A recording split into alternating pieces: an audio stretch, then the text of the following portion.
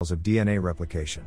As medical students of the molecular mechanisms involved in this fundamental delve into the various factors and proteins that orchestrate. By the end of this lecture, you will have gained a deep appreciation of maintaining genomic integrity. So,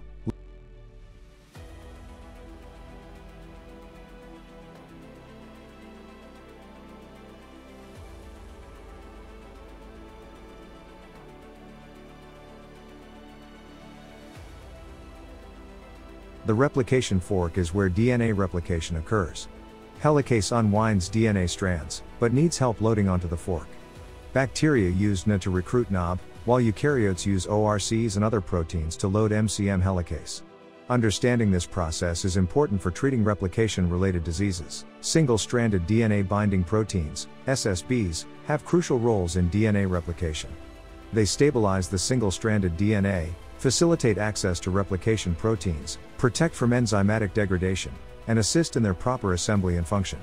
Understanding these interactions is important for understanding DNA replication mechanisms and potential therapies. In DNA replication, two DNA polymerases, the leading and lagging strand polymerases, synthesize new DNA strands.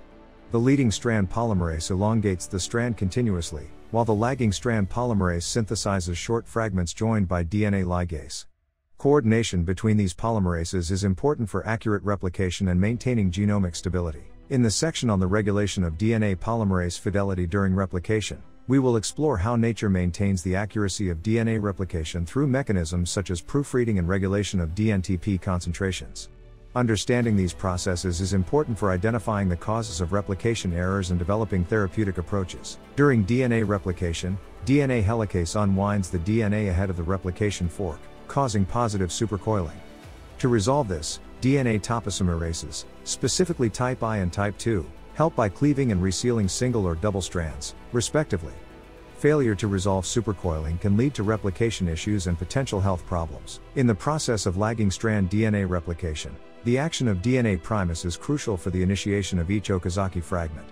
DNA primus synthesizes a short RNA primer, which guides the lagging strand DNA polymerase to start the synthesis of the fragment.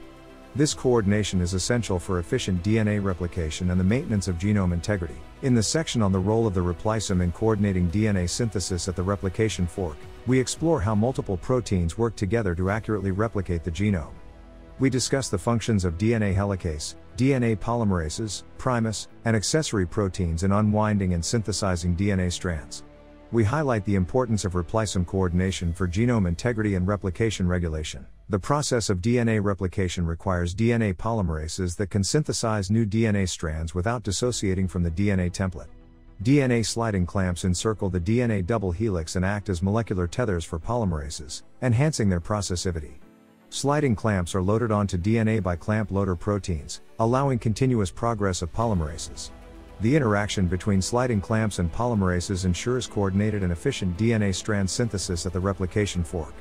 Disruptions in sliding clamp function can lead to replication errors, genomic instability, and potential health implications. At the replication fork, cells have mechanisms to fix errors in DNA replication and repair DNA lesions. Mismatch repair corrects misincorporated nucleotides, while nucleotide excision repair fixes UV-induced DNA damage. Dysfunction in these processes can lead to diseases like cancer. In DNA replication, RNA primers are synthesized by DNA primus to initiate lagging strand synthesis. Enzymes such as ribonuclease H, DNA polymerase delta, and DNA ligase then work together to remove and replace RNA primers, generating a continuous DNA strand. This process is crucial for accurate DNA replication and maintaining genomic stability. In summary, obstacles called replication fork barriers hinder the progression of DNA replication. These barriers include DNA secondary structures and binding proteins. Specialized proteins called replication fork protection factors help overcome these obstacles. Studying these barriers can help understand replication stress and genome instability. In simple terms, DNA replication termination marks the end of the replication process.